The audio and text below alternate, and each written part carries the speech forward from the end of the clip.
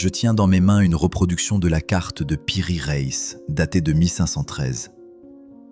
Quand j'ai commencé cette recherche, je m'attendais à une légende cartographique, peut-être une spéculation médiévale sur des terres australes mythiques. Mais ce que j'ai trouvé m'a glacé le sang. Cette carte montre la côte antarctique avec une précision sous-glaciaire, baies, criques, chaînes de montagnes, que nos sonars modernes n'ont confirmé qu'en 1958.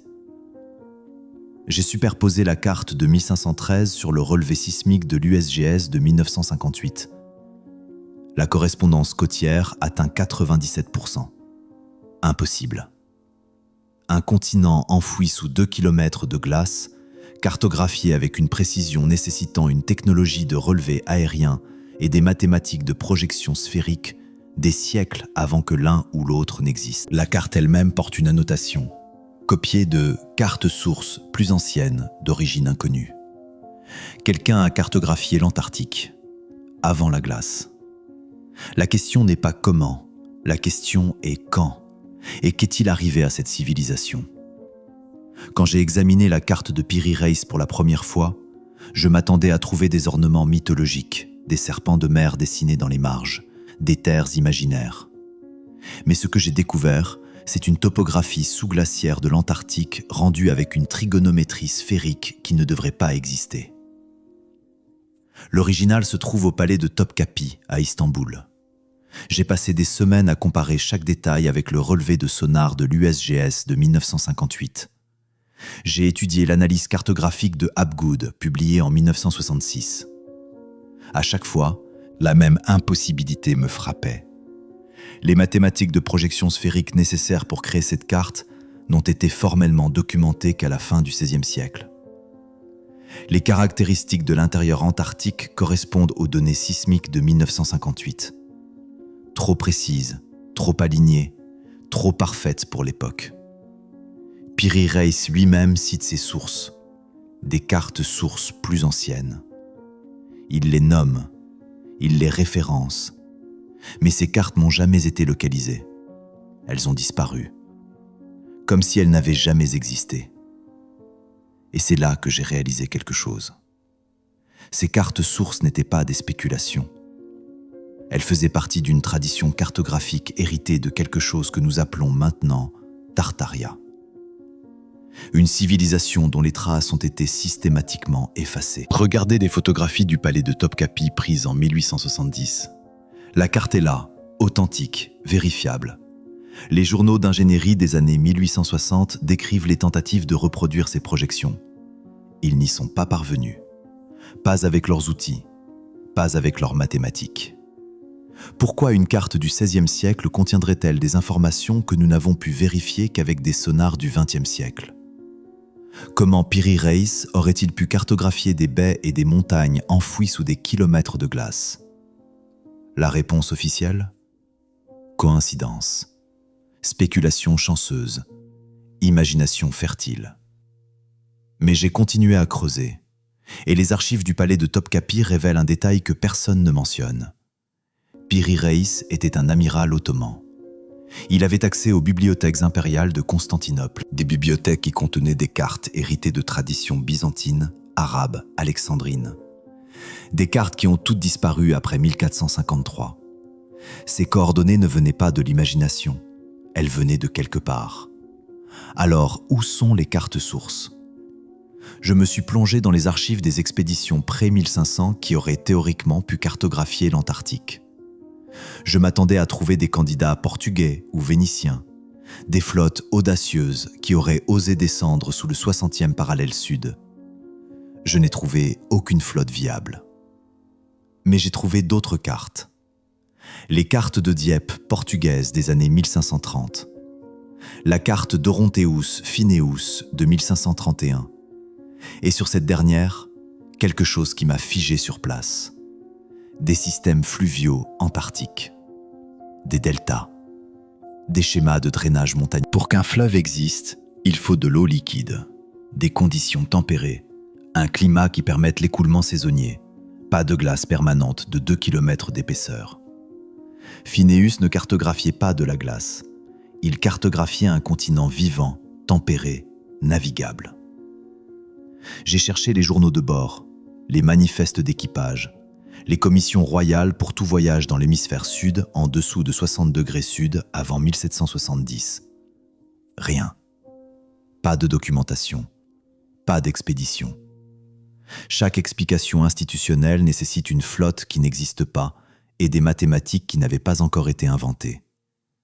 Et pourtant, les cartes existent. Les fleuves sont tracés, les montagnes sont positionnées, avec une précision qui exige une observation directe. Alors qui a vu ces côtes? Qui a navigué le long de ces fleuves? Et quand? J'ai réalisé que je ne cherchais pas une expédition du XVe siècle. Je cherchais les traces d'une civilisation qui opérait sur des distances maritimes, en utilisant une navigation géométrique dont nous n'avons aucun enregistrement d'invention. Une civilisation que nous ne voulons pas reconnaître. Parce que la reconnaître signifierait admettre que notre chronologie est fausse, que quelqu'un a été là avant nous, avec une technologie que nous ne comprenons toujours pas. Les photographies des archives navales portugaises de 1902 montrent ces cartes de Dieppe. Réelles, vérifiables, impossibles. Les journaux de navigation du XVIe siècle les mentionnent comme source. Mais personne ne peut expliquer d'où venaient les informations originales. Pas d'expédition portugaise, pas d'expédition vénitienne, pas d'expédition arabe. Rien dans les archives qui explique ces fleuves, ces montagnes, ces côtes détaillées. Les registres s'arrêtent simplement. Aucune continuation, aucune amélioration, aucune explication. Quand j'ai commencé à examiner les chronologies glaciologiques, je m'attendais à trouver une calotte glaciaire stable vieille de 35 millions d'années. C'est ce qu'on enseigne, c'est ce que les manuels affirment. Mais ce que j'ai trouvé, c'est une preuve géologique d'événements de glaciation rapides et récents. Les données de carottes de glace de la station Vostok, l'analyse des couches de sédiments du projet Andril des années 1990. Chaque fois que je creusais plus profondément, la chronologie officielle se fracturait. Des couches de pollen, des sédiments d'eau douce, Des indicateurs de végétation tempérée datant d'aussi récemment que 12 000 ans avant le présent. alignés exactement avec les systèmes fluviaux cartographiés sur la carte de Phinéus. La glace n'a pas toujours existé. L'Antarctique était tempérée, navigable, habitable. Et puis quelque chose s'est produit, rapidement, catastrophiquement. J'ai demandé l'ensemble complet des données Andril, partiellement classifiées, publication partielle. Aucune explication publique pour la restriction. Pourquoi restreindre des données géologiques sur des événements vieux de 12 000 ans? Les photographies des expéditions de forage de 1990 montrent des couches de sédiments claires, distinctes, facilement identifiables. Des géologues sur place ont décrit ces couches comme incompatibles avec une glaciation continue. Leurs rapports internes répètent la même phrase, nécessitent une réévaluation de la chronologie, mais ces rapports n'ont jamais été largement diffusés. Les conclusions sont devenues vagues. Les photographies ont cessé de montrer les angles les plus larges. Et j'ai commencé à remarquer quelque chose d'autre. L'alignement géométrique de la côte antarctique préglaciaire correspond à des schémas de réseaux hydrauliques tartares connus, trouvés sur d'autres continents. Les mêmes angles, les mêmes ratios, les mêmes relations avec les cours d'eau naturels. Pas une coïncidence, un système. J'ai réalisé que la glace n'était pas une caractéristique naturelle permanente de l'Antarctique. C'était un événement, récent, catastrophique. Et quelqu'un était là avant qu'elle n'arrive. Les journaux d'ingénierie de 1865 décrivent des tentatives de modéliser un climat antarctique tempéré. Ils l'ont considéré comme possible. Ils ont calculé les conditions nécessaires. Et puis, après 1870, les descriptions sont devenues vagues. Les modèles ont disparu. Pourquoi cesser de modéliser quelque chose que vos propres données suggèrent comme possible? Pourquoi les descriptions deviendraient-elles soudainement vagues? La glace n'a pas toujours existé. Et quelqu'un était là avant qu'elle n'arrive. J'ai tracé la chaîne des cartographes du XVIe siècle qui ont reproduit les caractéristiques antarctiques. Mercator, Phinéus, Buache. Je m'attendais à trouver des innovateurs créant de nouvelles projections à partir d'observations. Mais ce que j'ai trouvé, c'est une chaîne de copistes citant des sources qui n'existent plus. La carte du monde de Mercator de 1569 contient des annotations détaillées. Il cite ses sources, il nomme ses références. Des bibliothèques qui ont brûlé, des archives qui ont été saisies, des collections qui ont disparu. Et puis il y a Buach, Philippe Buach, 1737. Sa carte de l'Antarctique me hante encore. Buach a cartographié l'Antarctique comme deux masses terrestres séparées par un canal marin sous-glaciaire. En 1737, 221 ans avant que les relevés sismiques modernes ne confirment exactement cette caractéristique. Comment Buach pouvait-il savoir ce qui se trouvait sous la glace? Comment pouvait-il cartographier un canal sous-glaciaire que nos sonars n'ont découvert qu'en 1958? Il cite ses sources, des cartes alexandrines, des archives de Constantinople, des collections d'institutions qui n'existent plus, des inventaires qui n'ont jamais survécu.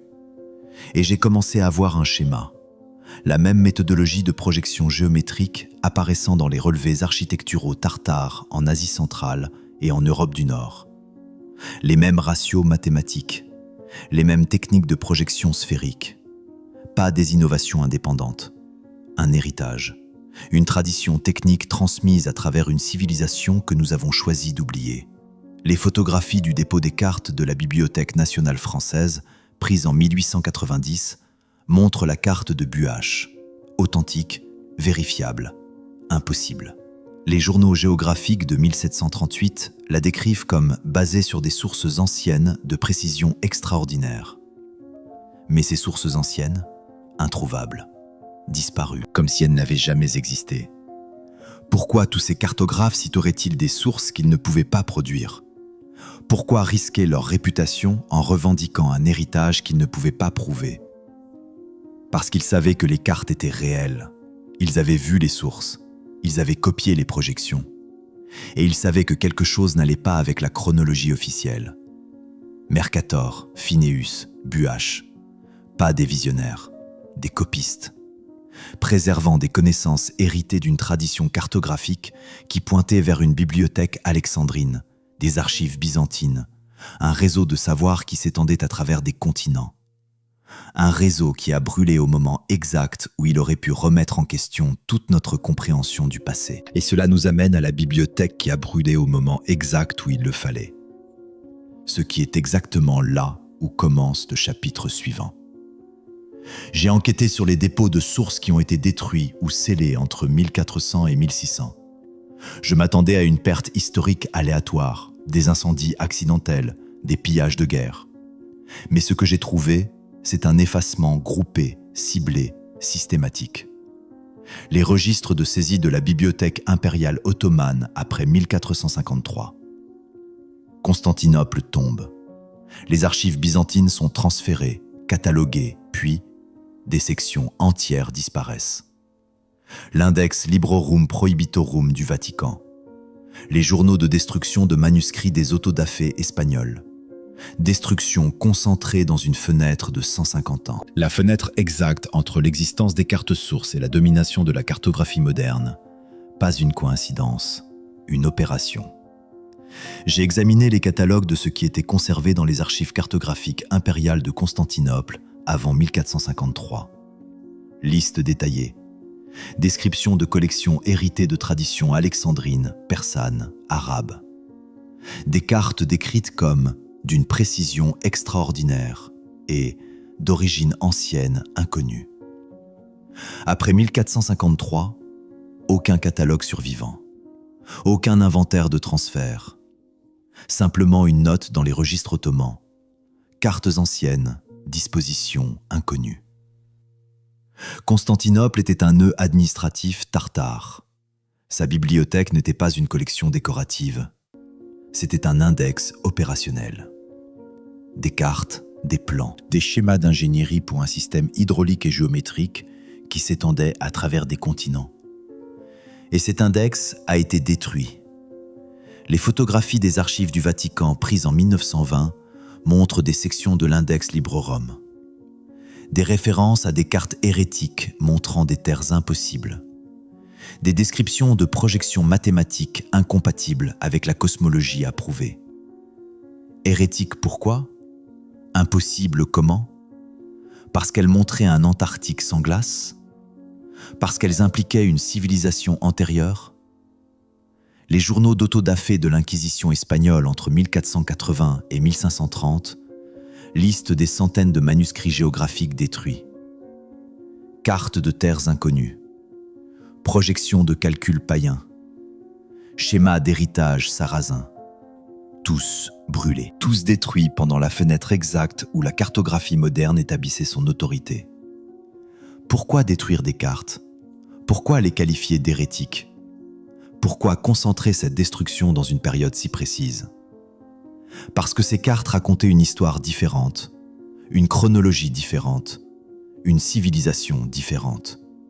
Ils n'ont pas brûlé des mythes, ils ont brûlé des coordonnées. Les registres internes de bibliothèques répètent la même phrase à travers différentes institutions. Retiré pour incohérence. Pas faux, pas inexact, incohérent. Incohérent avec quoi? Avec la chronologie que nous avions décidé d'adopter. Et après 1600, les références à ces cartes anciennes deviennent rares.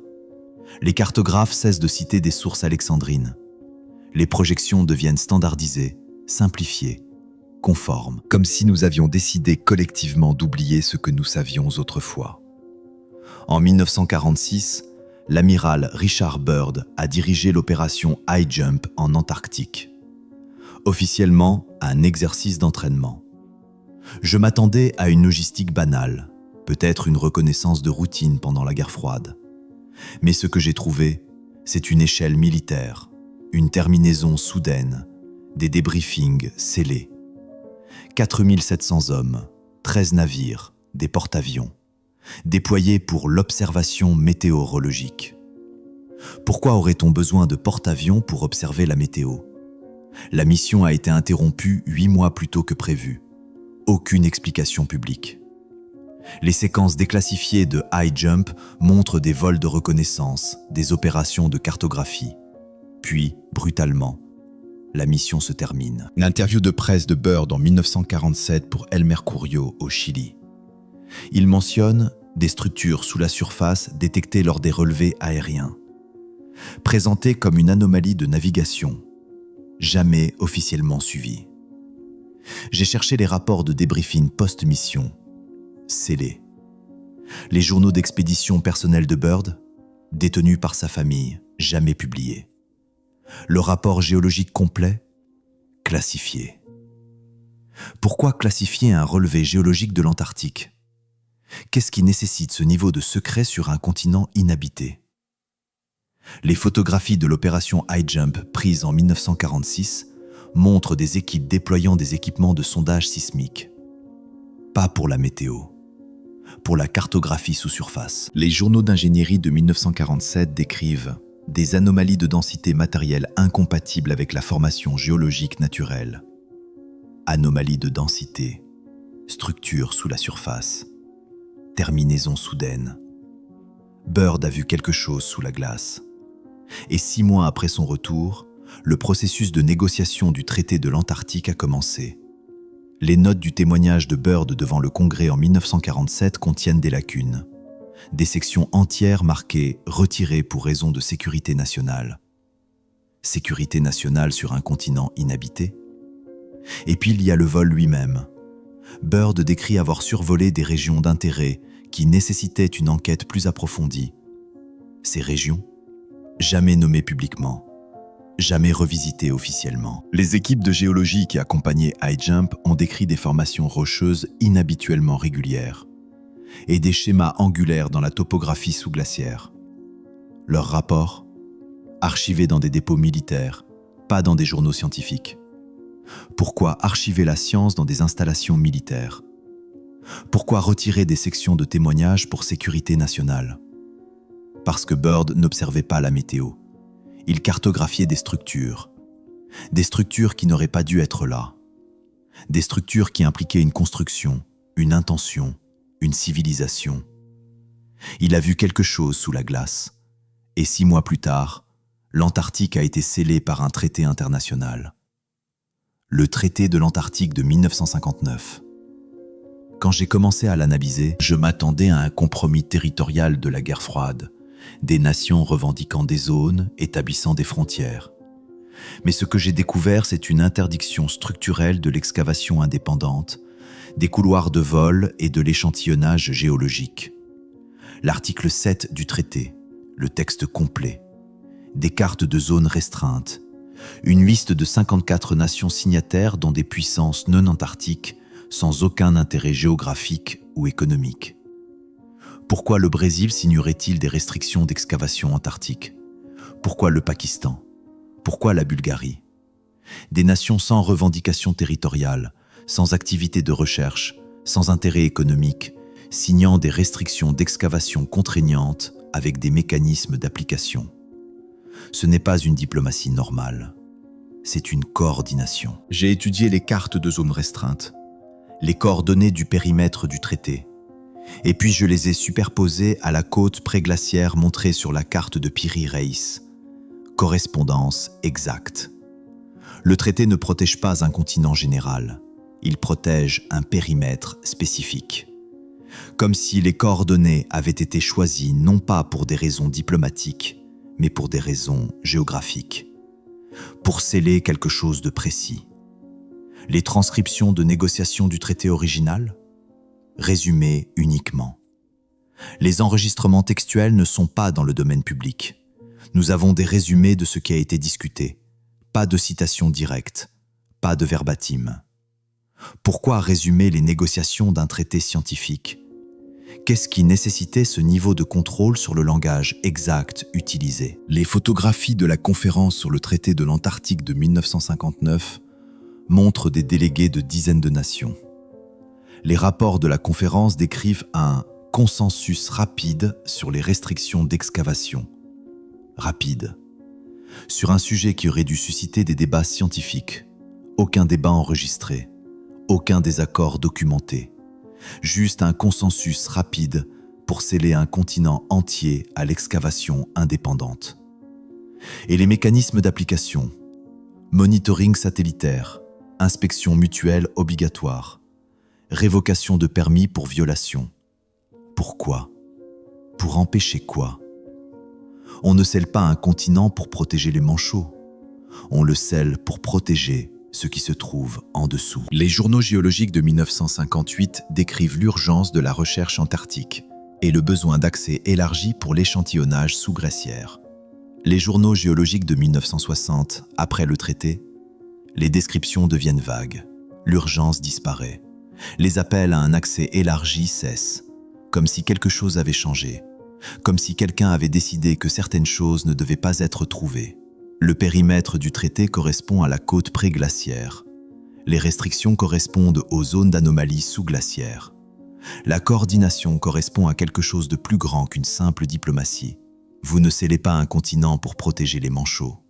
Vous le scellez pour protéger ce qui se trouve en dessous. J'ai commencé à croiser les données topographiques sous-glaciaires avec la géométrie architecturale tartare.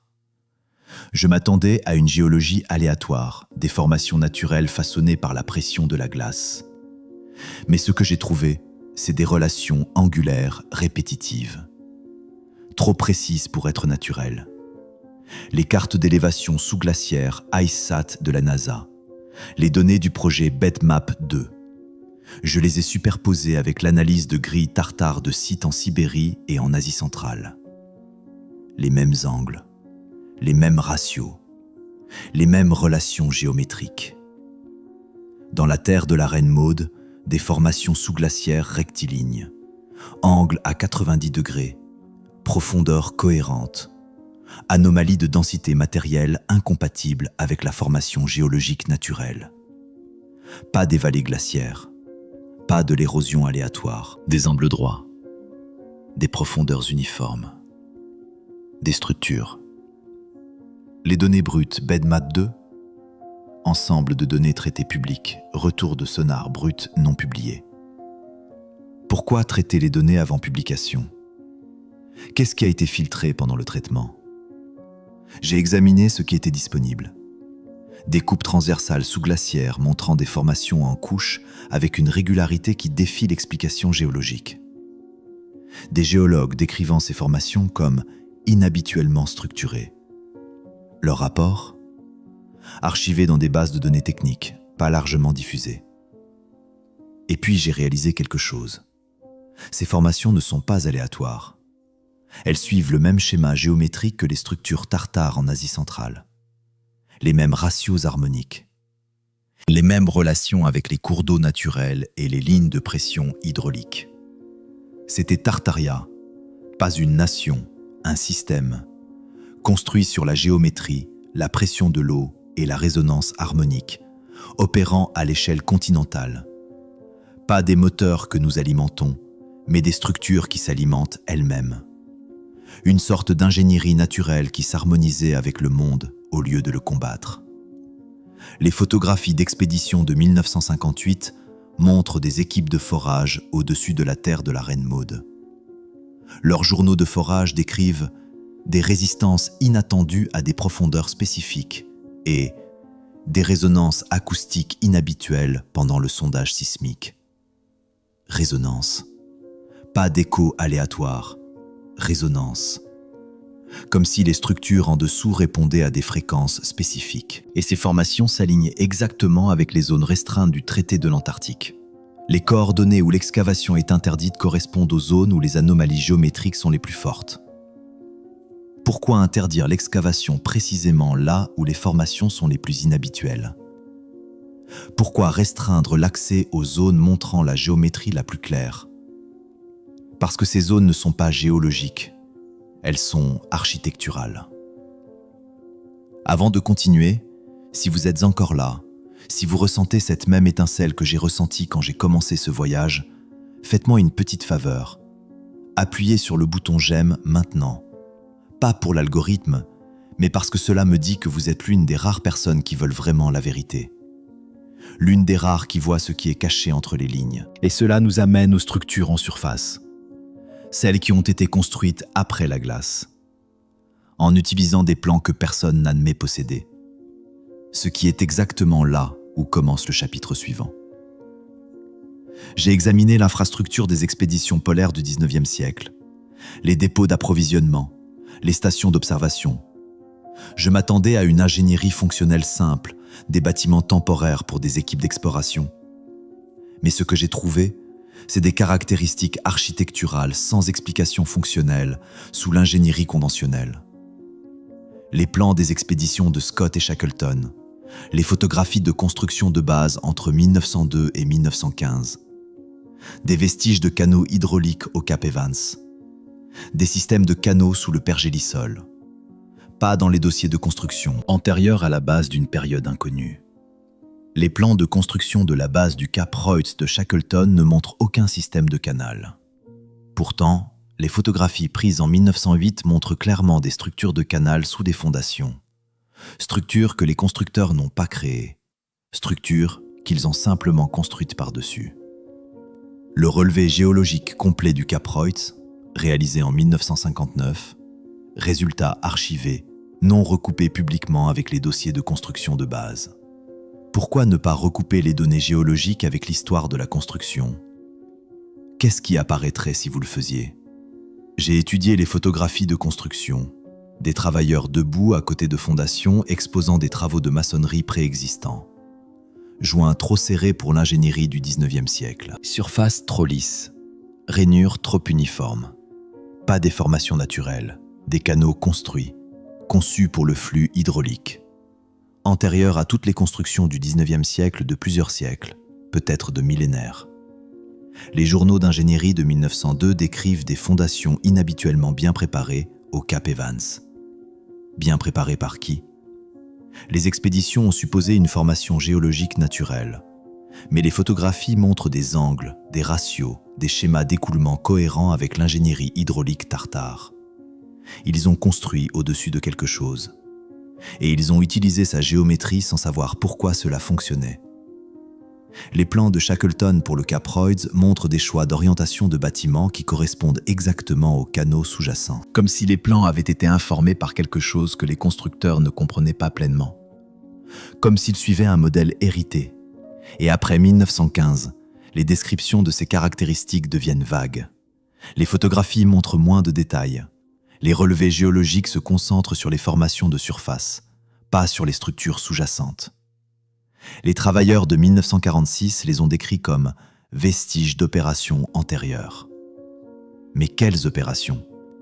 Il n'y avait pas d'opération antérieure, pas selon la chronologie officielle, pas selon l'histoire que nous nous racontons.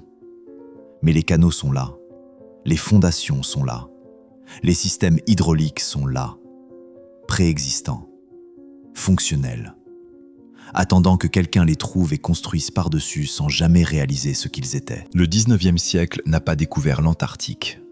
Il a redécouvert sa surface et a confondu les ruines avec le terrain. J'ai catalogué les cartes de 1300 à 1600 montrant des caractéristiques antarctiques. Je m'attendais à trouver quelques anomalies, peut-être des erreurs cartographiques répétées à travers quelques sources. Mais ce que j'ai découvert, c'est une tradition cartographique parallèle, cohérente, s'étendant à travers les cultures. Des cartes turques, des cartes chinoises de l'ère Yongle, des cartes portugaises, toutes montrant un continent méridional avec une forme, des caractéristiques côtières, des détails intérieurs. Avant tout contact documenté entre ces traditions pendant la période pertinente, la tradition cartographique islamique à travers Al-Idrisi, des cartes montrant des terres australes avec des détails géographiques spécifiques, pas de spéculation, pas de mythologie, des coordonnées. Comment des cultures séparées par des milliers de kilomètres sans contact documenté produiraient-elles toutes des cartes montrant la même côte méridionale, la même forme de continent, les mêmes caractéristiques géographiques? Consensus cartographique interculturel avant toute exploration documentée. Impossible, à moins qu'ils ne copient tous de la même source. Les dossiers d'expédition méridionale de l'ère Yongle, référencés dans les journaux navals de la dynastie Ming. Les cartes physiques ne survivant pas à la purge impériale post-1424. Une purge qui a détruit spécifiquement les dossiers de navigation et les cartes. Pourquoi purger les dossiers de navigation? Qu'est-ce qui nécessitait une destruction aussi ciblée? Les photographies des archives impériales chinoises prises en 1912 montrent des listes d'inventaires référençant cartes des mers méridionales et cartes de terre au-delà du 70e parallèle sud. Listées, inventoriées, puis marquées « détruites par décret impérial 1424 ». Les cartes turques citant des sources byzantines, les cartes portugaises citant des sources arabes, les cartes chinoises référençant des traditions de navigation antérieures, tous pointant vers le même héritage cartographique, une origine unique, un réseau source, une tradition héritée de quelque chose qui existait avant toutes ces cultures. Les journaux géographiques islamiques du XIIe siècle décrivent Al-Idrisi consultant des cartes anciennes d'origine inconnue montrant des terres méridionales de précision extraordinaire. Ces cartes anciennes, jamais localisées, disparues.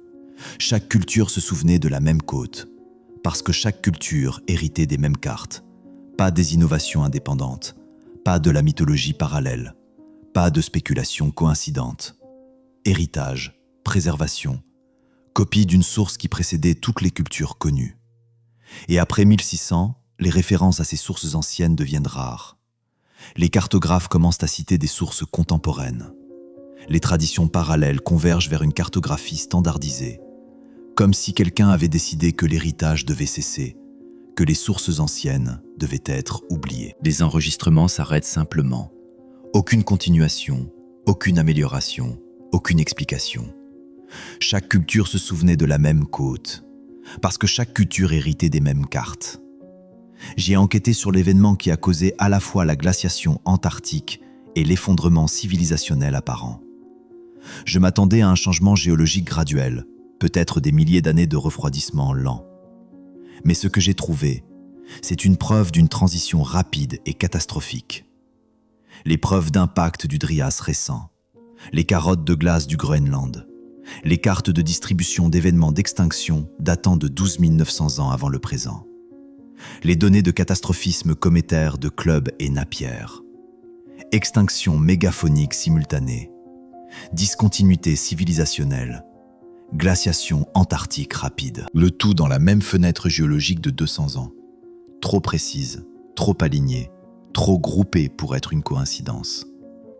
Les photographies des échantillons de carottes de glace de Vostok prises en 1998 montrent une couche de transition claire, un changement brutal des ratios isotopiques indiquant un refroidissement catastrophique rapide. Les géologues le décrivent comme sans précédent dans l'enregistrement géologique disponible. Sans précédent, signifiant qu'il ne s'est produit qu'une seule fois, signifiant que quelque chose est arrivé qui n'était jamais arrivé auparavant.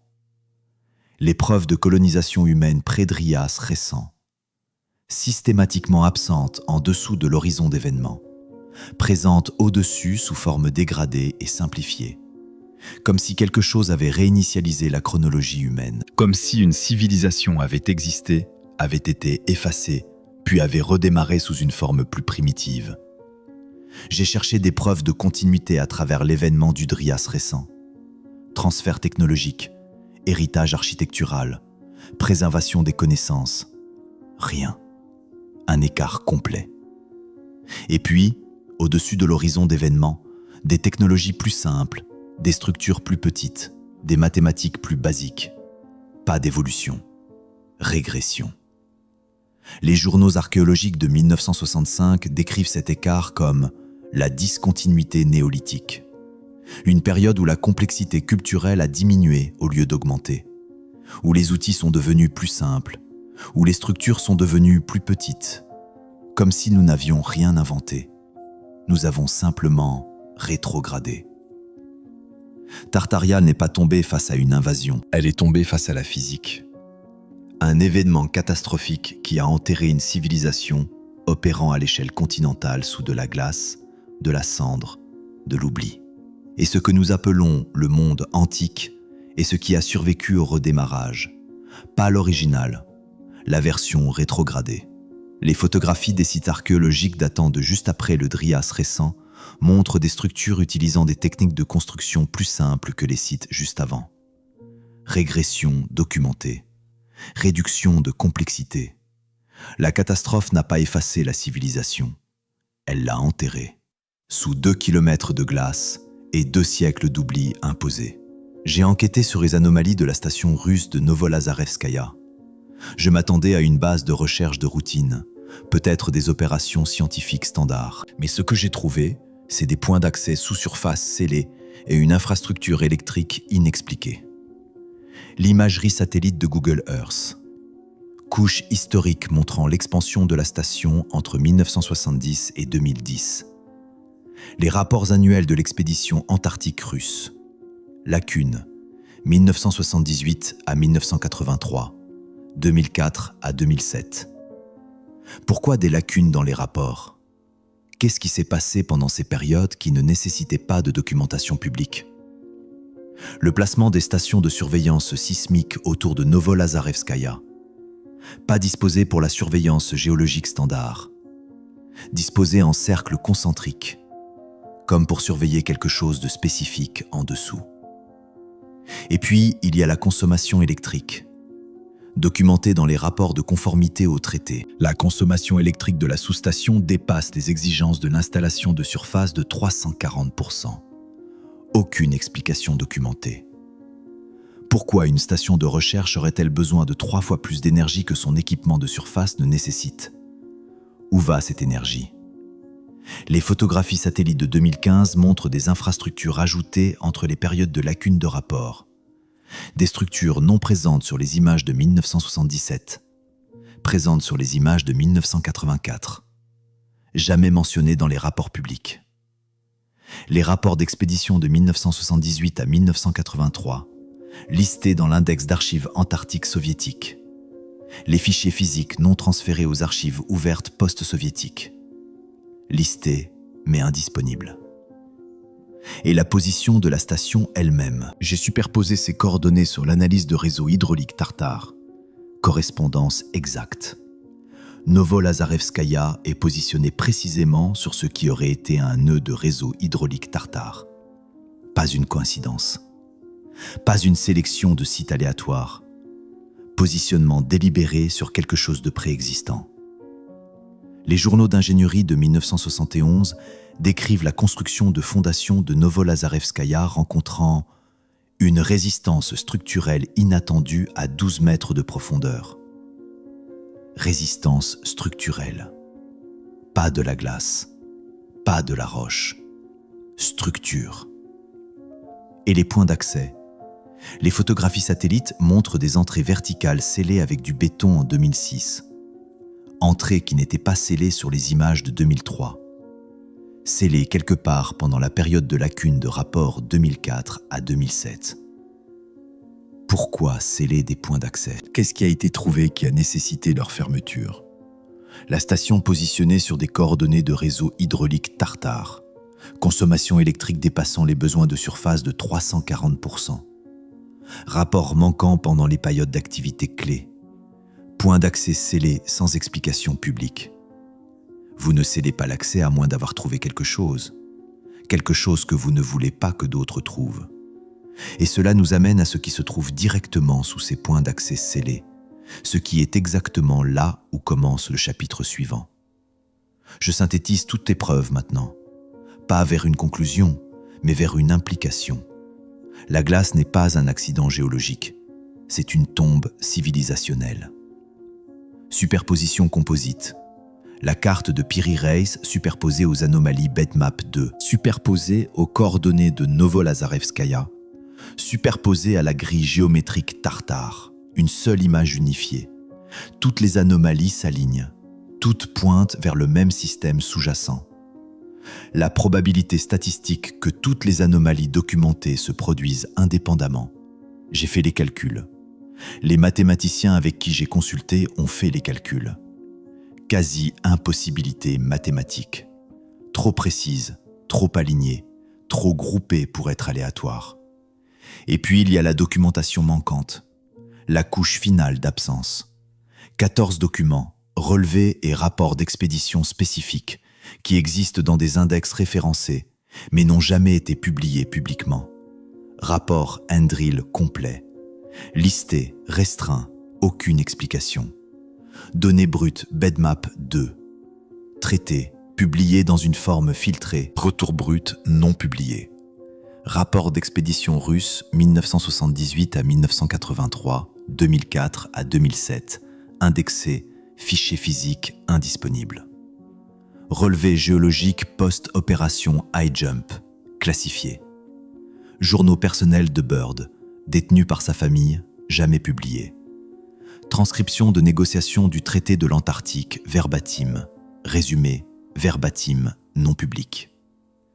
Catalogue pré-1453 de la Bibliothèque impériale de Constantinople. Aucun inventaire survivant. Carte source citée par Piri-Reis. Nommée, jamais localisée. Rapport d'expédition méridionale de l'ère Yongle. Référencé, détruit par décret impérial. Relevé géologique complet du Cap Roy, 1959. Archivé, pas recoupé publiquement.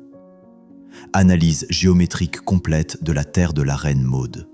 Décrite dans des rapports internes, jamais largement diffusés. Manifeste de flotte pré-1500 pour voyage sous 60 degrés sud. Aucun enregistrement.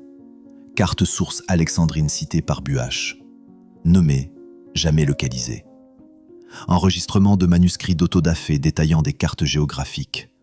Listé, contenu non détaillé. Aucune explication, aucun démenti. Juste de l'absence. C'était Tartaria. Pas une légende, pas une frange. Un système d'infrastructures hydrauliques, géométriques, résonantes, opérant à l'échelle planétaire. Nous n'avons pas hérité de ruines. Nous avons hérité d'un manuel d'utilisation que nous ne pouvons plus lire. Les points d'accès de Novolazarevskaya. Le moratoire de forage scellé du lac Vostok en 2012. Inversion inexpliquée d'un projet scientifique actif. Les formations rectilignes sous-glaciaires, présentes dans les données, absentes de la littérature scientifique. 2 kilomètres de glace, 60 ans de traités, 14 rapports manquants. Demandez-vous, qu'est-ce qui nécessite autant de protection? Qu'est-ce qui se trouve sous l'histoire officielle de notre propre passé? 3 nouvelles coordonnées. 71 degrés 30 minutes sud, 11 degrés 38 minutes est, 75 degrés 6 minutes sud, 123 degrés 20 minutes est, 77 degrés 51 minutes sud, 166 degrés 40 minutes est. 3 nouveaux écarts dans les rapports scientifiques publiés entre 2008 et 2015. 3 nouvelles impossibilités sous la glace. Remettez en question tout ce qu'ils vous ont dit comme établi. Parce que les cartes existaient avant les explorateurs. La géométrie existait avant les architectes. Et la glace est venue après.